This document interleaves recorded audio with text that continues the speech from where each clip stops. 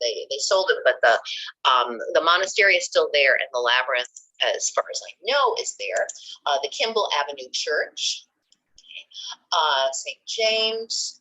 That I already mentioned that one. It's a piece, and there are others in various suburbs as well. So because every time I teach this, then a student will do a little search and discover a labyrinth out in Schaumburg or something like that. So yeah, you can type in the locating of the labyrinth, your zip code, and they can let you know where you can walk one. Okay. So let me share for a second.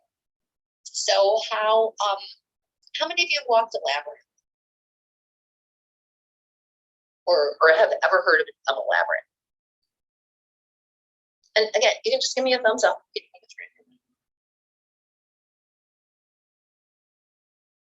Okay, Tim, yes. I have not. I've only heard of the movie and I've never seen it. Oh, the movie, the David. It's a great movie. I'm a big David Bowie fan, but that's a very scary labyrinth, you know. And as a matter of fact, that's more of a maze. There is a slight difference between a labyrinth and a maze. If you go to various cities in Europe, particularly in London, you know, many of the formal gardens do have mazes. Now the difference between a labyrinth and a maze is that when you are walking in a labyrinth, you know, you may turn around and then go back, and you can kind of feel that sense of being a little bit lost because you keep changing directions. But with a maze, there are actually dead ends, and that's what happens in the labyrinth. And it's very scary, you know, because the children feel like they're going to be attacked. So that's not very relaxing, is it? Okay, so I wanted to show you just a few slides. This is actually a pretty extensive PowerPoint slideshow. I'm not going to go through everything, but I did a workshop at the CGU Center last April on creating a mandala, but it was a 2-hour class, and we don't have that kind of time. So I'm going to show you just a few of these. Okay, what is a mandala? Here we go. Okay, so this is on mandalas, not on labyrinths. We're shifting again. Okay, so Carl Jung, the psychologist who was a student of Sigmund Freud and has been very important in 20th century thinking about spirituality and psychology, did a lot of investigation into mandalas. He was a student of all cultures and particularly spent a lot of time immersed in Hinduism and Buddhism, both of which use the mandala as a meditative device, you know, and as a path towards personal spiritual discovery. And Carl Jung at one time made a mandala almost every day. And if you are a student of Carl Jung, you'll find them in a book of his called The Red Book. So it's all about trying to get to wholeness. Mandala is Sanskrit for circle, and it is a representation of the higher thought and deeper meaning that we all have access to. The details of your thinking, of course, are going to vary because we all are individuals, but in all cultures, mandalas serve to center and to encourage introspection. Whether you are paying attention to outside, around, or if your focus goes right to the center, you know, then it's going to meander out and you're going to get preoccupied by the loop. So we're constantly moving into the center and out to the perimeter, which is what happens in life, period. So mandalas are mentioned in the Rig Veda in India as early as 1500 BCE. And I like to show this because we often think of books as being a product of the Middle Ages, but of course, in China and ancient China, they had scrolls, you know, but in India, they actually had books that were written in this calligraphic language, Sanskrit, on pieces of wood, and some of them are still in existence. So a circle decorated with imagery to direct the mind inwards, reflecting on these things, the meaning and the purpose of life, the nature of the universe, and the substance and reality of God, the true nature of the self, the underlying form of reality, and various cosmological truths. There's 10 books in the Rig Veda, and each one of these is actually considered a mandala, although it's a book, because it leads one from the outer rim of understanding towards the center of being.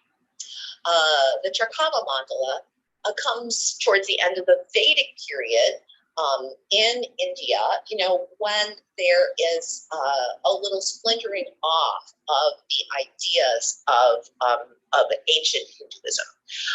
And one of the characteristics of the Charkava mandala is that it has these 4 sections, 4 elements enclosed in a circle within a broader circle. So this particular mandala does encourage belief in materialistic truth of the human condition, preventing the mind from wandering. And when I say materialism, I don't mean being materialist, meaning to have a new car or that kind of thing, but the idea of material reality, something that you can hold, something that you can touch. So it's a little bit less esoteric. Like, for instance, holding your hands in mudra while you are meditating, or using mala beads, or listening to a sound. Those are material realities.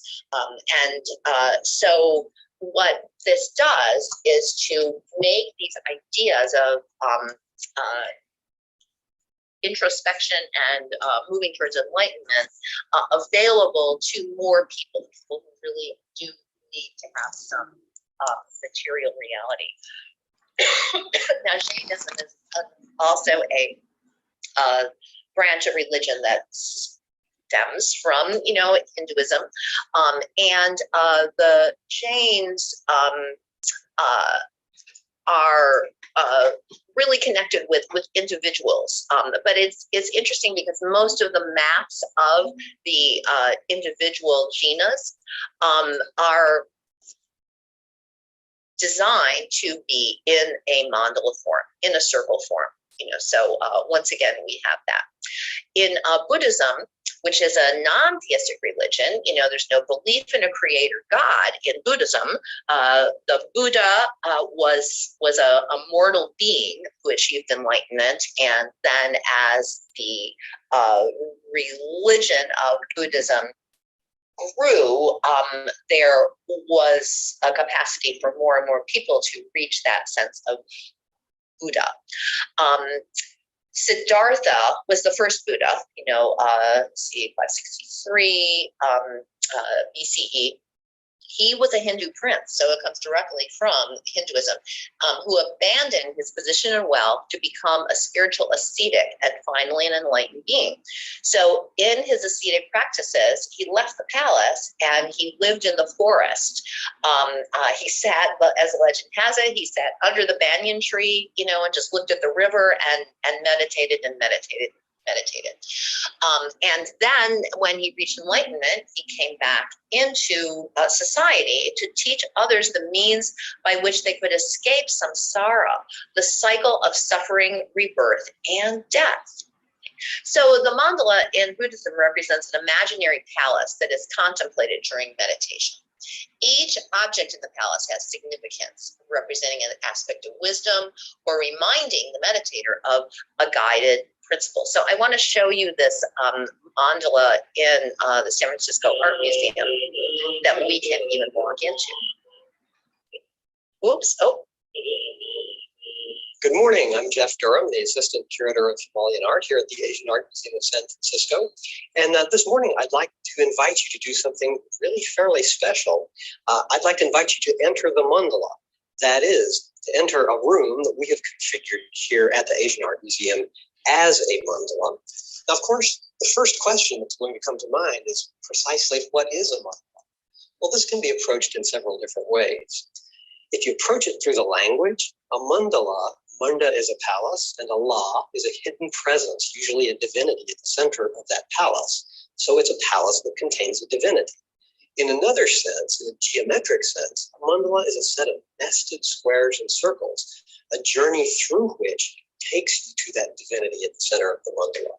But most importantly, a mandala is a meditative environment that is reconstructed not usually architecturally as we've done here, but rather in the mind's eye. The measure for success in mandala meditation is if you can keep a vision of that mandala, set of nested squares and circles, in mind for 2 straight hours without wavering. The size of the tip of your nose, you've achieved success and entered the mandala. We think that we may be able to use our gallery space to give you, the visitor, an experience of being inside the nested geometries of the mandala without 20 years of meditation practice. Oh,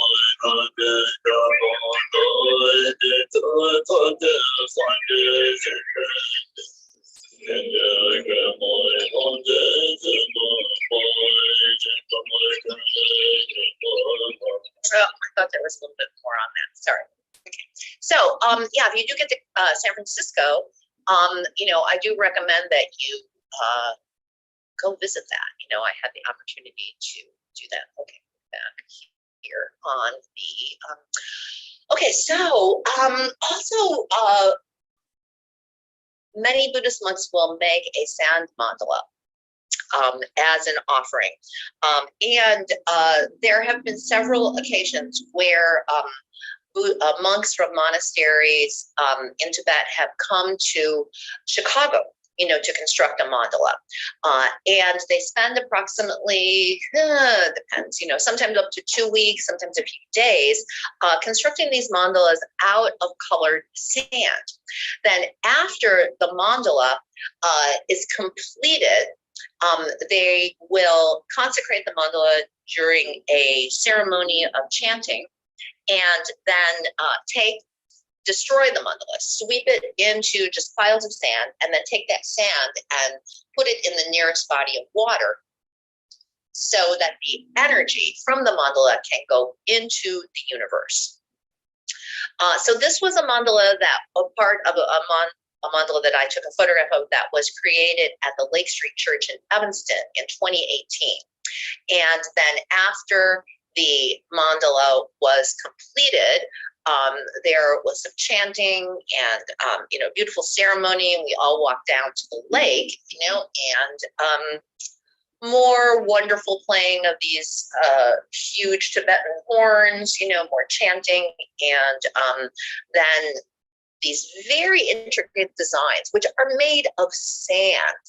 These are not drawn, and they're not even drawing on a pattern. They, of course, do have these classical symbols that are used, the symbol Om, the spinning wheel, et cetera, et cetera. But they are, the design of the mandala is mapped out, so you have all these sections, but what happens inside of them is pretty much extemporaneous. Mandalas are also used in other cultures. The Navajo people of the United States, use mandalas as sand mandalas once again, as a healing device. So if someone is very ill, a shaman will come and lay out a piece of fabric and then use the sand to create a mandala that is specific to that individual. We find them in Mesopotamia as well. Do you have any pictures of the sand mandala? This is the sand mandala. Are you not seeing this? No, I don't see it. Do you guys see any slides? Oh, you're not seeing it. Okay, here, let me. Oh, I'm so sorry. Yes, let me go back to sharing the screen. Yeah, see? Mercury. Okay, so now let me come to this one and go. Now, can you see my slides? Yes, I can see it now. Thank you. Thank you so much for saying so. Yes, you guys, I don't want to get too woo, but I do have a lot of Mercury in my chart. And this couple of weeks has been like really crazy. These kinds of things have been happening a lot. Okay, so let me back up here. Okay, did you see this, the art museum? Did you see the video? Is that when the guy was talking? Yes. Yeah, we didn't see it. I could just hear him talking. Oh, my goodness. Okay, so I'm gonna just start over again. Okay, have you seen any of these? So Oh, you guys. Oh my goodness. Okay, so there's a Rig Veda. Here's the Charkava mandala. You know, the 4 elements. Okay. All right, are the jinas, the Jains, you know, in the mandala. And here is my first slide of a Buddhist mandala. Okay, imaginary palace. All right, so it's just 2 minutes. I'm gonna show this to you again.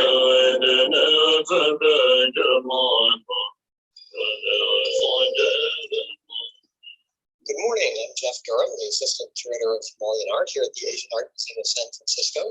And this morning, I'd like to invite you to do something really fairly special. I'd like to invite you to enter the mandala. That is, to enter a room that we have configured here at the Asian Art Museum as a mandala. Now, of course, the first question that's going to come to mind is precisely what is a mandala? Well, this can be approached in several different ways. If you approach it through the language, a mandala, manda is a palace, and a la is a hidden presence, usually a divinity at the center of that palace. So it's a palace that contains a divinity. In another sense, in a geometric sense, It's definitely worth seeing these images here. Circles, a journey through which takes you to that divinity at the center of the mandala. But most importantly, the mandala is a meditative environment that is reconstructed not usually architecturally as we've done here, but rather in the mind's eye. The measure for success in mandala meditation is if you can keep a vision of that mandala, set of nested squares and circles, in mind for 2 straight hours without wavering. The size of the tip of your nose, you've achieved success and entered the mandala.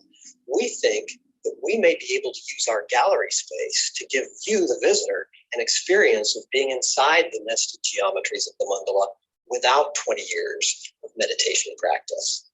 So I did have a chance, as I said, to walk that mandala, but I did not, I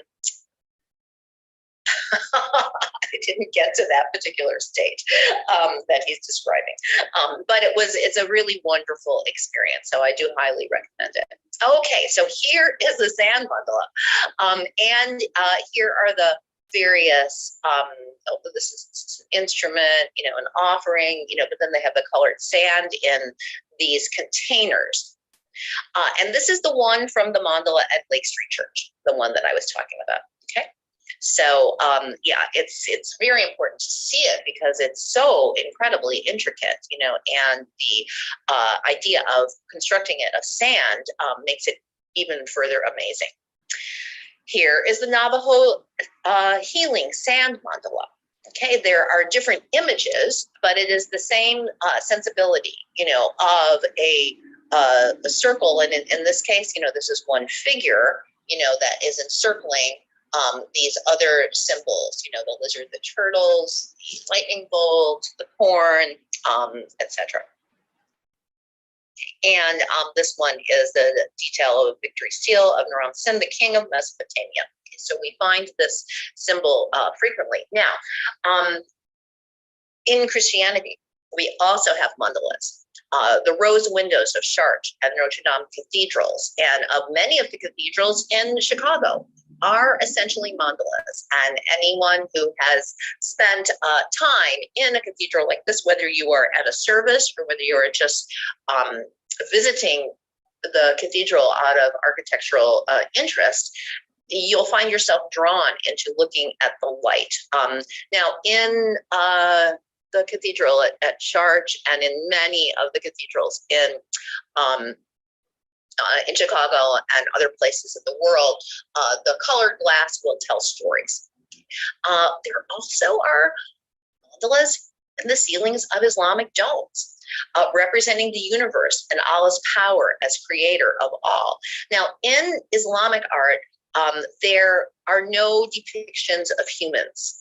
It is, you know, kind of a taboo image in Islam to depict the the human face or the human body. So everything is abstract or calligraphic. And in the early 20th century, some of the very early modernist artists were also found themselves very interested in these Eastern ideas. It was, of course, the Silk Road travel and its exchange of culture and goods had been in full swing, you know, by the early teens and the 20th. And so many of the early thinkers and artists of the United States, you know, were interested in this concept of concentric circles, you know, and of visual things being a way to reach a sense of enlightenment. Okay, and in fact, Annie Besant and Charles Ledbetter wrote a book called Thought Forms that talks about how your thoughts are I'm just going to read this. A radiating vibration conveys the character of the thought, but not its subject. A man, for instance, or a woman, thinking keenly upon some high subject pours out vibrations, which tend to stir up thought at a similar level in others, but they in no way suggest to those others the special subject of his thought. And this is kind of an exciting thing for particularly for artists or for very introverted people who do like to create designs and art. When you are dealing with an abstraction of shapes, you can pour all of your personal emotive intentions into those shapes.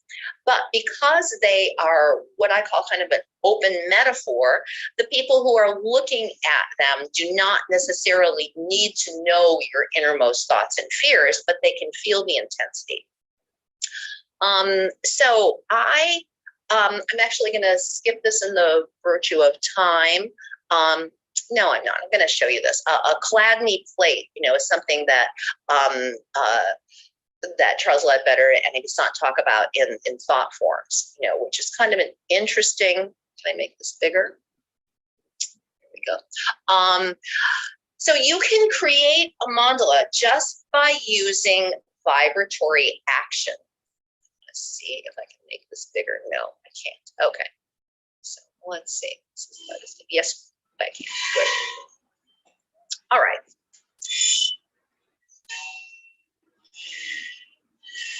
So secrets in the lab. So this is more about physics, but metaphysics also is, I'm going to turn this down a little bit because it's a little bit draining. So having now a metal plate and spilling sand on it, having that plate fastened to a base and using a bow to vibrate it, the particles will end up creating a mandala-like structure. We'll see him do a couple of other ones. So I am presenting this, you know, not as evidence of, you know, a higher power governing, you know, what is happening, you know, but as far as the interconnectedness, you know, of all of the thoughts and the ideas. So depending on how they bow it, you can get a different kind of a design. Go ahead and stop that there. I'll post this so you can watch that a little bit more. Right. Here. Oops, go back to here. Okay. And there, I also have a video of a contemporary music group, you know, who has used a Chladni plate in their videos. So we do find mandalas in nature. That's one of the reasons we really like to look at throwing pebbles in the water, looking at the center of flowers. Andy Goldsworthy is a contemporary artist in Scotland who his art object is very site specific. And he will go into these natural environments and, for instance, pick up all these leaves that then he arranges in this kind of a radiating form, or the stones. He doesn't paint the stones or paint the leaves, he simply arranges them. Okay, and I do want to show you a couple of contemporary artists who are making mandalas as their artwork. Okay. These are collaged mandalas, that relate to the history of wheat cultivation. Okay, and here's some of the images that she has used. These are digital constructions. Now, there are also filters that you can get that can make a kaleidoscope or make a mandala, but these are very intentionally done. And then there was one more that I wanted to show you. Yeah, the shopping carts that are a direct comment on consumerism. Let's see. So, for instance, she shoots them from above, and goes into big box stores like Home Depot, Target, etc., and arranges the shopping carts in a mandala shape. Okay, great. So that is, I think, all I want to show you for that. I'm going to go ahead and stop the share. Okay, any questions, any comments?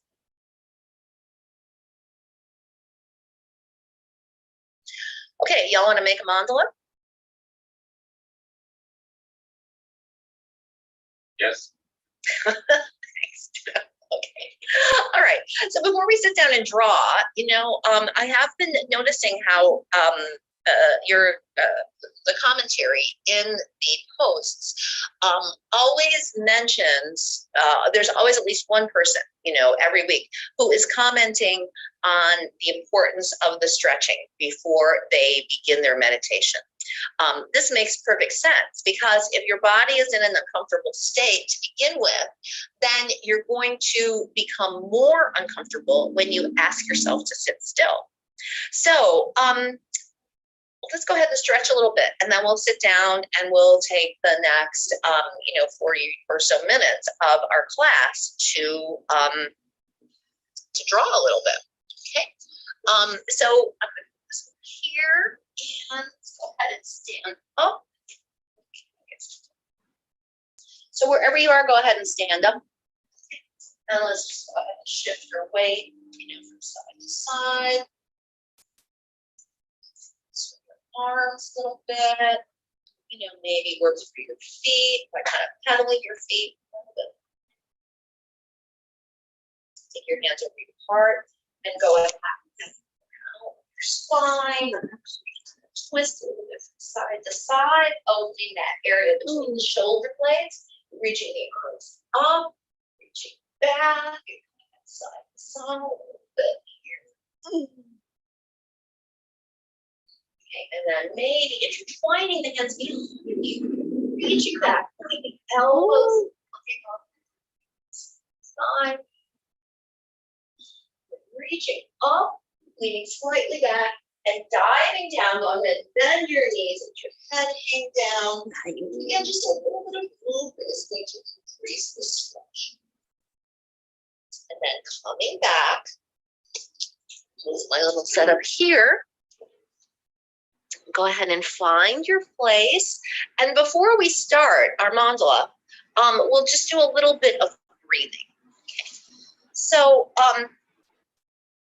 just sit on your meditation cushion or in your chair. Let yourself be very tall, shoulder rolls. And then lift your heart, drop your chin to the chest, and breathe into the back of the neck, the upper shoulders, the center of the back, your face to the sky. And then gently drop your chin to the chest. Tick-tock your head from side to side. And then you slow head circles, leading with the chin. To gently stretch out the neck, up in one direction. And then a couple in the other direction. And then coming back to center, just allow your hands to rest. Slide your shoulder blades down the back. Yawn. Relaxing your face. And close your eyes. And just take a moment to notice your breathing.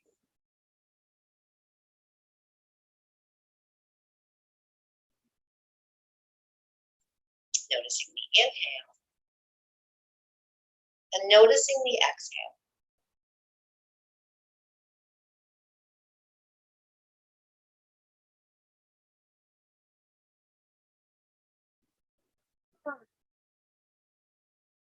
When you inhale, fill your lungs to their full capacity. When you exhale, empty the lungs.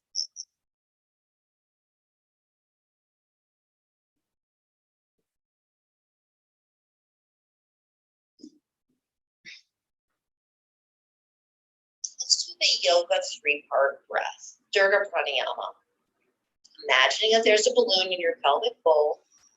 When you inhale, bring your breath all the way down into the pelvis. Fill the side, hips, the back of the pelvis. Exhale, empty the pelvic bowl. Another balloon is in your rib cage. Inhaling, fill the pelvis. Now fill the rib cage. Spread the ribs in 4 directions. Exhale, empty the pelvis and empty the rib cage. Third balloon is in your upper chest and shoulder girdle. Inhale, fill the pelvis, the rib cage, the upper chest and shoulders. Exhale, empty the pelvis, the rib cage, the upper chest and shoulders. Relax your hands and continue this 3-part breathing for just a few minutes.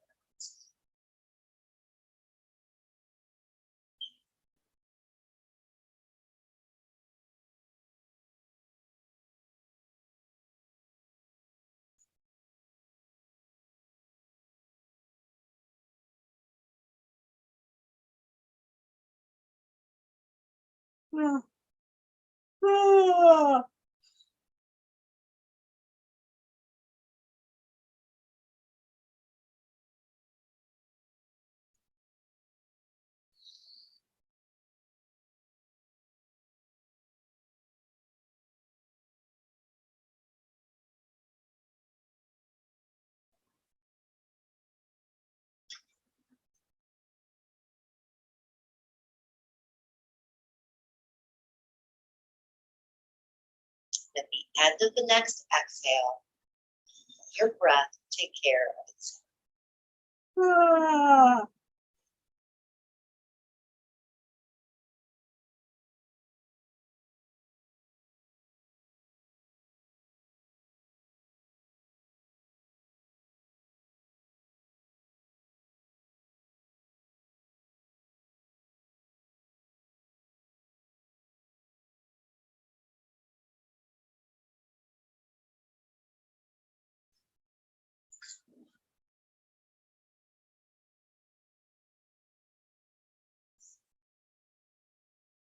And gently drop your chin to the chest.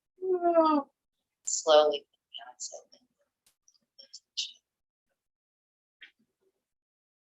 Okay, so we might want to warm up our hands a little bit. So remember, we did this, I think, one of the first classes. Sa, na, ta, ma.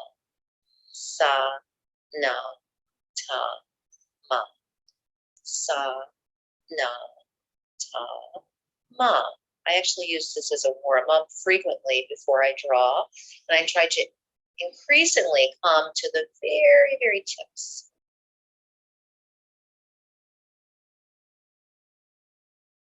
Shaking your hands out. The thing that can really be helpful is to have the backs of the hands together. Just tick-tocking.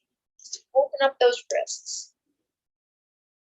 And maybe you pull the fingers towards you, up to the sky. Try to keep the wrists together. Now connect the little fingers, come to the palms together. Now come to the index fingers and what is this? Time, this direction.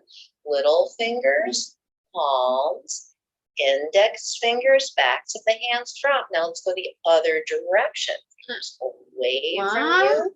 Now index fingers, palms, little fingers, backs of hands away from you. Index fingers, palms, little fingers, backs of hands. And then just shake it out.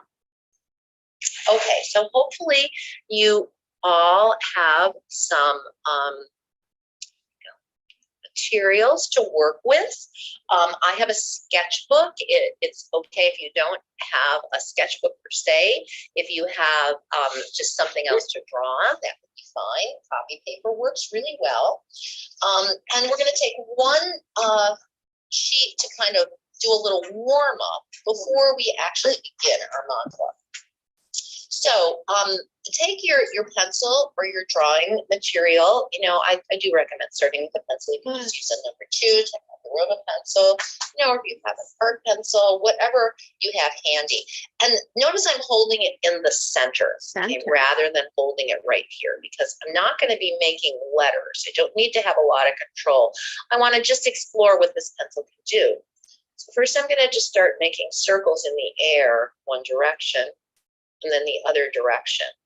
Okay, and then I'm going to take those circles onto my page. Now notice I'm making my circles with my wrist, okay? And maybe go ahead and crossing that circle. I'm going to actually do it with a pen so you all can see it a little bit easier. Better. So let your wrist guide you. Let your elbow help you to move. Let's just see what kind of marks, you know, you can make. You can make some angled marks. You can make some straight marks. You can make some meandering marks, and you can make some spiral. Just do one continuous line first. So this is just a little bit of a warm-up. Just allowing you to make some spaces. And then maybe come into one of those spaces. And remember those penmanship exercises that we had to do, just those spirals. See if you can fill a space just with some spirals. Okay. And maybe you'll fill another space with some zigzags.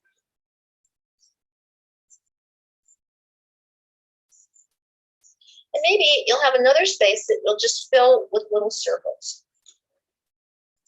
So not thinking about what these mean or what they are. Maybe there'll be little clouds instead of little circles. Maybe in there you'll have some triangular shapes. Getting some concentric. Maybe you'll just have one of the spaces that you want to fill with just some straight lines. Notice I'm still holding it in the center, because as soon as I come back up here, then it's really, I'm just going to make these really tight little marks. Okay? So trying to be a little bit loose at first, not really worrying, you know, what it looks like, what anybody thinks of it. You're just getting yourself used to making some marks. And then maybe you might try to make some actual shapes in some of those spaces.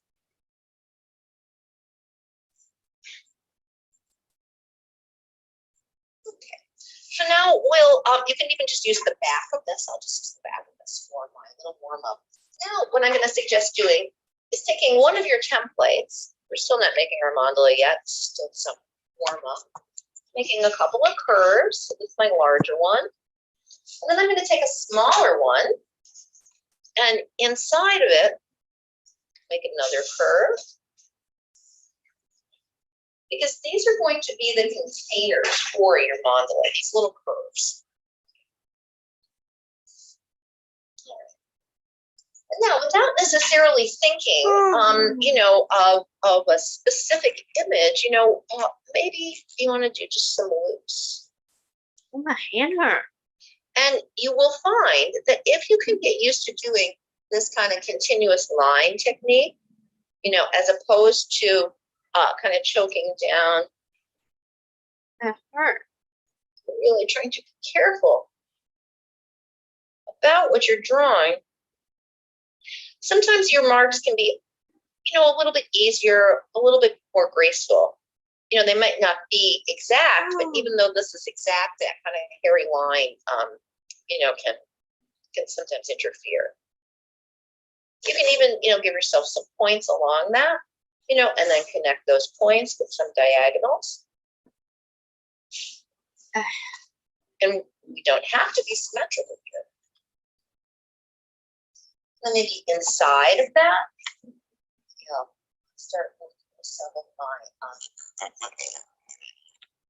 just gonna practice tracing some of these circles here.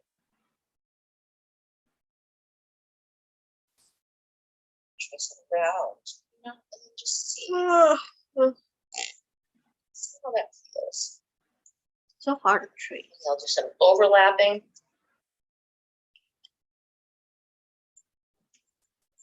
Maybe I'll just use half of it and then have these curves come to create kind of a pattern.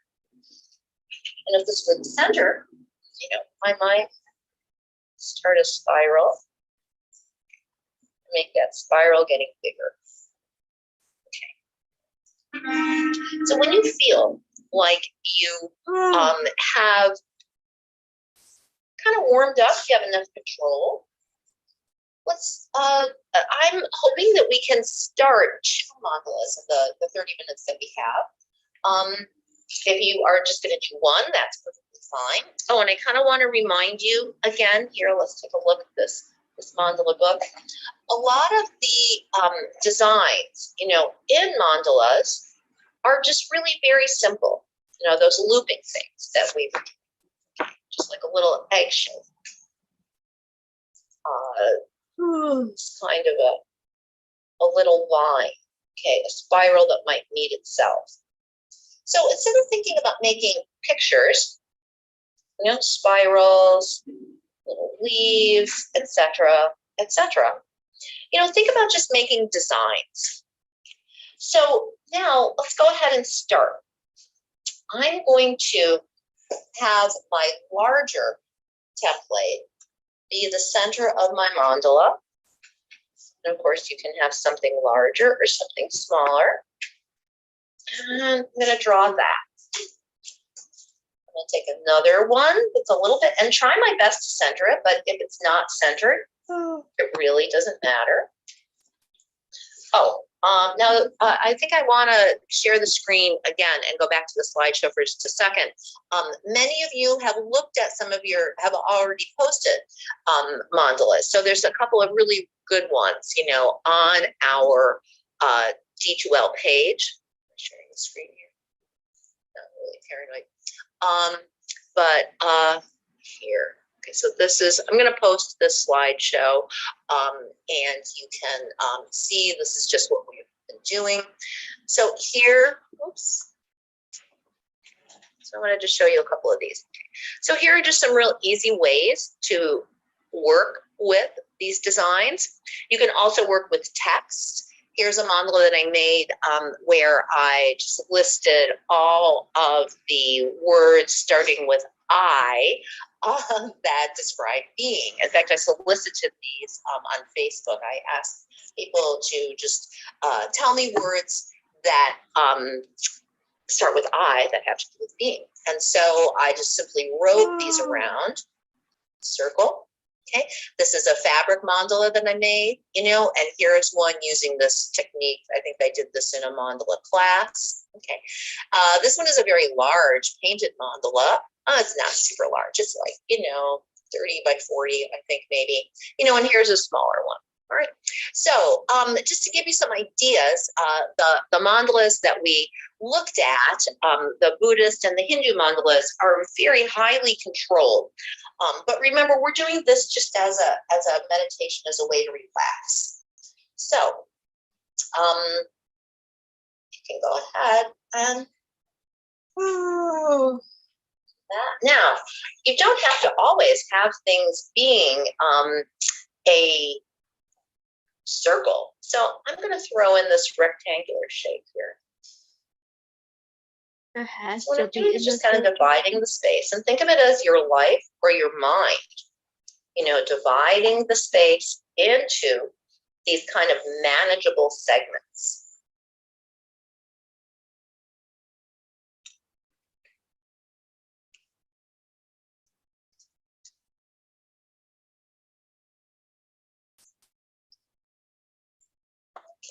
And let's go ahead and put you right in the center.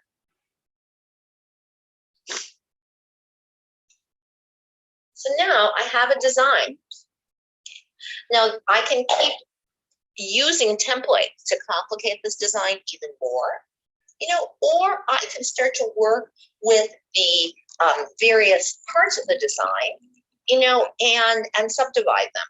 So I'm going to see how this works. This little circle will be pretty good fitting in my corners.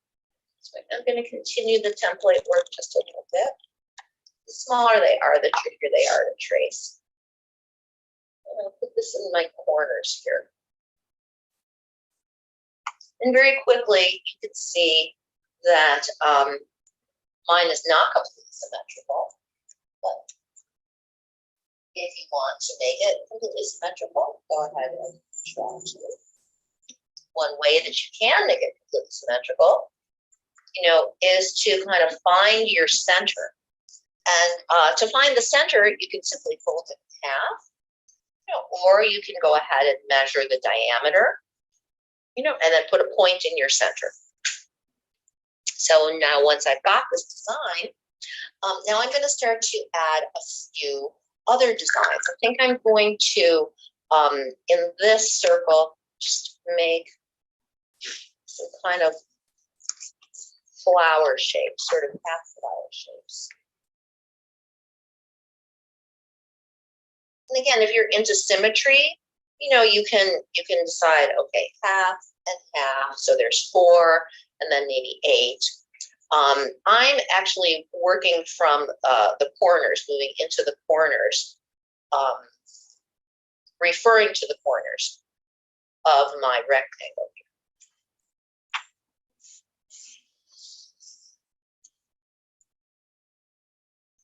All of these corners.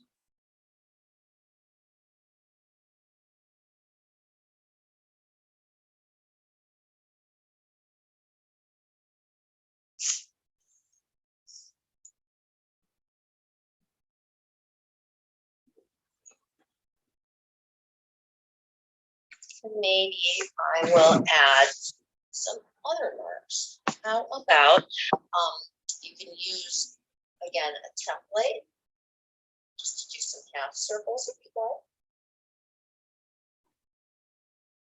Or you can freehand those half circles.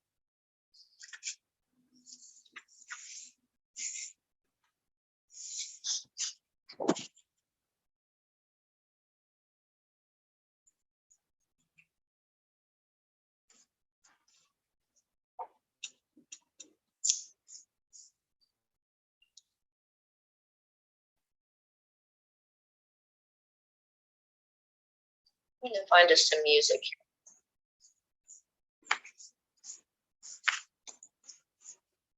So you guys just keep working.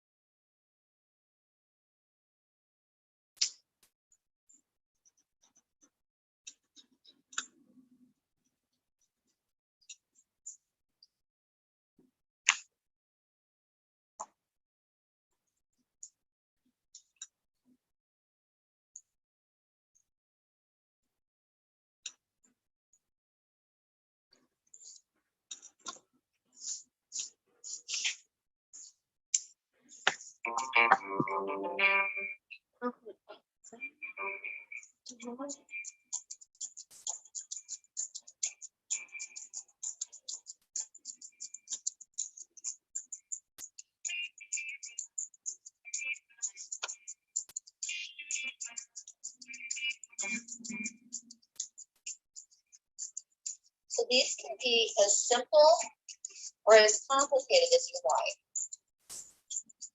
And one thing I have noticed from my practice is that they're never the same.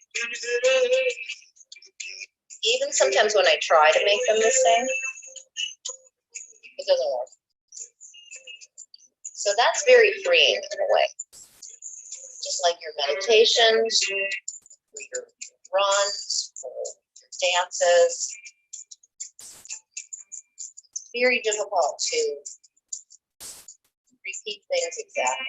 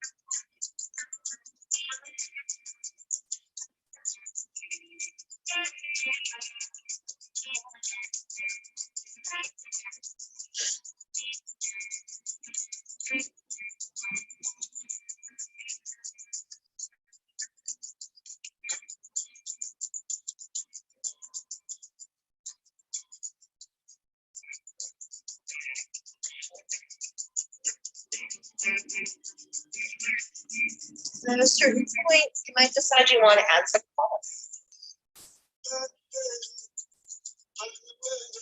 So I'm going to work with my colored pencils. But you can also work with markers or with paints.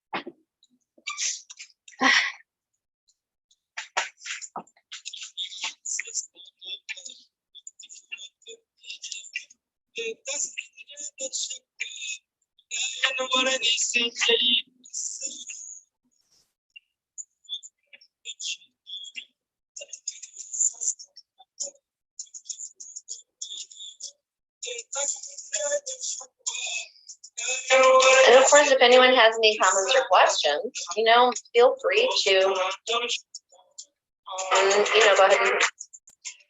turn off your view, turn on your light.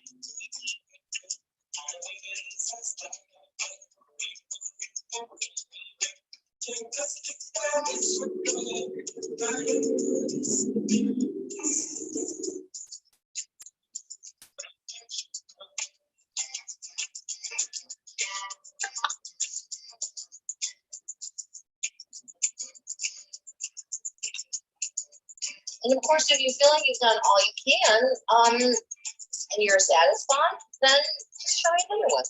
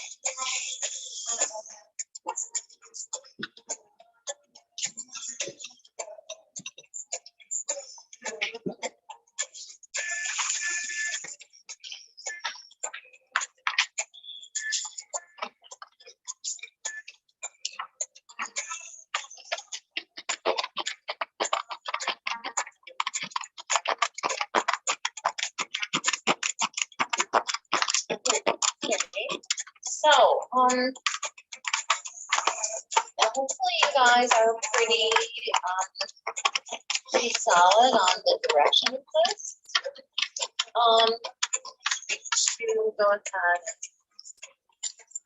use it for a second.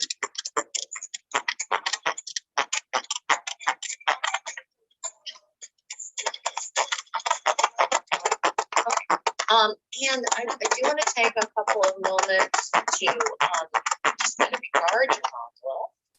Okay, look at it. Drawing for a moment and try to look at it without being critical of what you think it's supposed to look like. Just kind of notice what you've done and notice how, as a result of the circular diagram, you know, you do keep moving into a focus center and out, you know, and even though your individual layers, so to speak, of the mandala are divided into different sections, you know, you probably still have a sense of continuity through each of them. And so you are constantly moving in and moving out. You may spend some time on a more detailed area, just taking a look.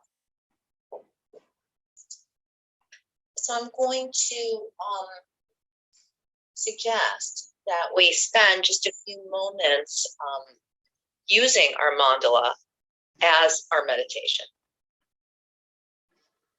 So if you need to stretch, go ahead and, you know, move your arms and legs a little bit, maybe do a couple of head circles. And just place your mandala someplace where you can see it easily. I suggest, as you're sitting, having it be about in line with your legs, so that you'll have a downward gaze. If this is uncomfortable, you know, for you, then feel free to kind of prop it up so that you can see it a little bit better, maybe leaning it against a wall. But as you're looking at it, you don't want to necessarily curve really down at it, but still having your eyes have a downward gaze, as we try to do in meditation. And just taking some moments to let your mind go as you are taking a look at that mandala. Focus on your breathing. If you have a mantra that you like to use, you can use the parts of the mandala as a sort of a rhythm. How many mantras do you say going around this circle? and then into this one. And maybe you're going to stop here and repeat the mantra. Stop here, stop here and repeat the mantra. Stop here and repeat the mantra. So allow yourself to use your own mandala as a meditative device.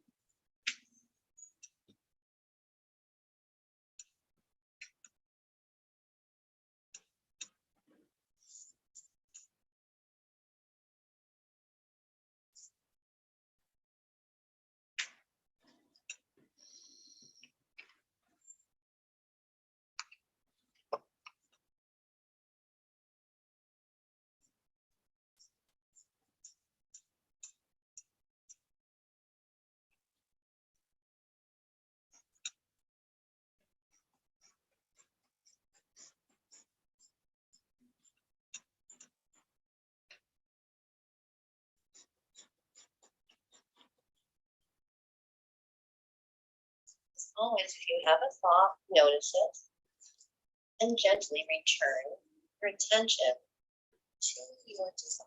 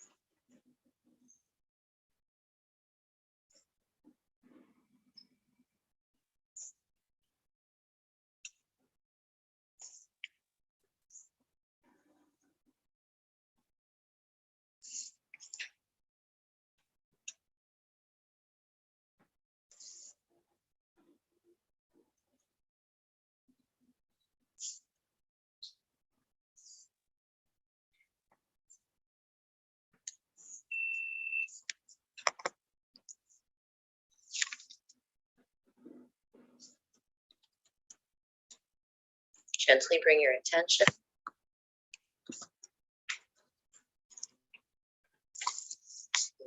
your breath.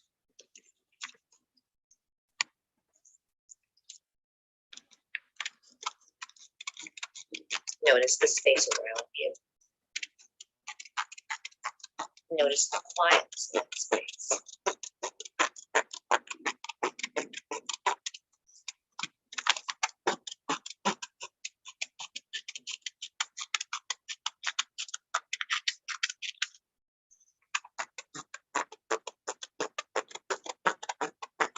I very much like to see the mandalas that you have made. It's not too much to ask if you could turn on your camera and just hold your mandala up to the camera. For instance, like this. And we can see them. Interested in doing that?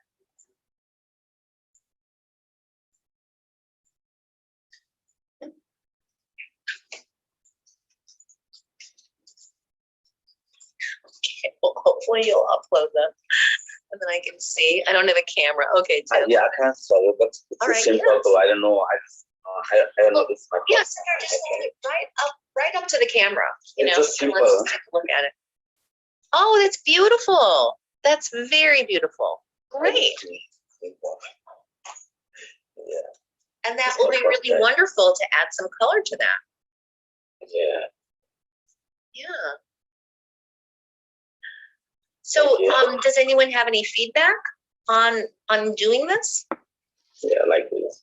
It looks great. I think it's really beautiful. So finish it, take a photograph of it and upload it to discussion. Okay, thank you. Did you enjoy it? Did you think that it was frustrating or interesting or relaxing? It's just enjoy. It's like this one. Yeah. Good. Okay. I like the combination doing that with that music. That was really fun. Oh, did you? I was wondering. I had a taste for that music because they're a North African band. And they actually play in Chicago quite a bit. But I thought, is this a little too much movement for you guys? But then I thought, well, it's so rhythmic, you know. So yeah, thanks. Good. I'm glad you enjoyed it. So I did type the name of the band in the chat for you too. Thanks. Yeah, and you know, we've talked a little bit about music before. It's such a personal preference. Okay, some people will always want to have some kind of a rhythm, and that's perfectly fine. Some people want something that is just a little bit more drone, so then they don't have to feel that, you know, musical heartbeat, so to speak. Some people, like Sundar, likes to meditate to the waves, and that's great. So we are so very lucky now in this, you know, 21st century because of the internet can give us access to all kinds of sounds. So great, thank you all so much. And I'm looking forward to seeing your mandalas. I do recommend this as a practice. I mean, I'm not going to say I do a mandala every day because of course I don't, you know, but I do a lot of them, and I have been for a number of years. And sometimes I will show them, you know, because I am an exhibiting artist. But most of the time, you know, they're just for me. They're meditations. It's a very private thing, and they can be very relaxing. Okay. Any other questions or comments? I have a question about the mandala. I saw lots of mandala in my life, like, you know, when I going to, like, you know, go like, you know, temple, like English temple in Nepal. There's an open path. There's some they make in stone also, you know, and they make in front of the house. But I don't know if there is any specific formula or principle to make this one. Or, I don't know about that. Well, the mandalas that you saw in the temples are very specific, you know, and they probably have very specific imagery that relates to the deities of the temple itself, okay, or some history. For our purposes, it's pretty carte blanche, you know, just concentric shapes, because I'm teaching this as just a method to get yourself to be in that state of stillness. There also are, I forgot to mention, in the area of Chicago that's known as Little India, Devon and Western, and Yeah, I saw Devon. there's a road also. They make mandala kind of mandala in Devon. I know. Yeah, on the roads, right? Yeah, it's California and Devon. I saw there's one mandala in the. Yeah, and also Levitt and Devon as well. You know, so they're scattered. Right. Yeah. Right. Yeah. So that's kind of fun, and those are completely decorative. You know, those mandalas are not meaningful. You know, so it can be completely decorative. It can be completely an exercise, or it can be very meaningful. I do have, some artist friends who will create a mandala as a healing device. Maybe thinking about an illness that they or one of their loved ones has. You can make a mandala, about world peace, or about hunger. And then in that mandala, you can include various images, like the artist that I showed in the slideshow that does it about wheat production. She's very concerned with hunger. And so the images are really very specific. Okay. Yeah. So, take what you need from it. All right, everyone. Thank you so very much. And I look forward to seeing your posts of your mandalas. And I look forward. We need to post the mandalas. Where will you post them? Let me share the screen and let you know. Okay. So go to our page. Okay, so here there's a direct link to the discussion board. Okay. Oh yeah. Yeah, and several people have already posted. Yukoda just posted one. Let's go ahead and take a look at what people have already posted. Okay. So she did. Yeah, so that's it. It's really more of a mandala than a labyrinth. Okay, and here is, whoops. Let's see, Michelle did one quite a while ago. Whoops, here we go. Where is it? Is that it? Oh, it's not coming. Okay. I think there's a It's okay. Again. Yeah. Yeah. Yeah, so this is where you're gonna go. Here's Isabel's. Oh, that's a beautiful. It's so beautiful. Yeah. So yeah, take as much or as little time, as you have, and do them frequently. I used to do this with my kids, when the kids were really crazy in the winter. Here, we're gonna make some mandalas, So yeah. Yeah, and other thing is like in this temple, I saw that things, before they worship, like before they prayer, they make that rice. They make like small. Yeah. They make like mandalas, like on hands. Yeah. Yeah, Like they do. small pieces, they make mandalas in their hands, kind of lot of. Yeah, I saw people worship they make that, but I don't know anything of that. Yeah. And you can, you My can father even. did that, but I don't know what that.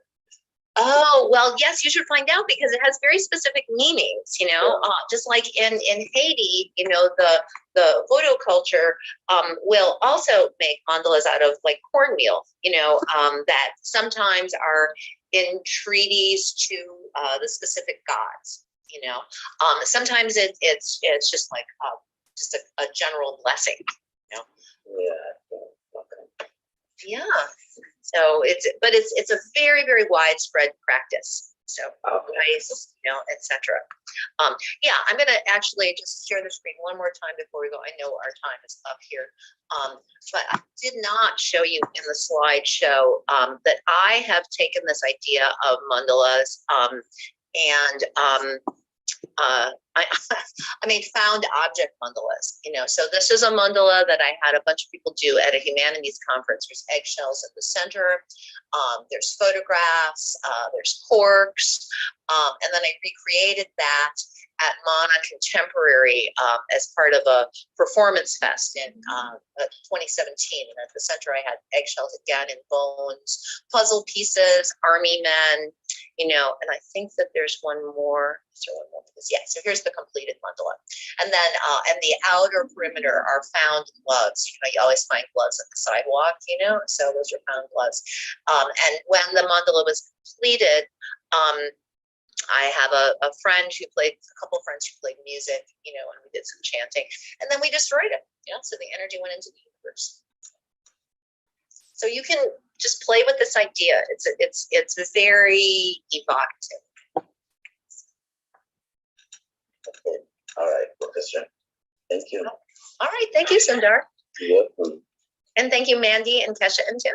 All right. Thank you. Have a good day. All right, have a wonderful day. Thank you. Bye-bye.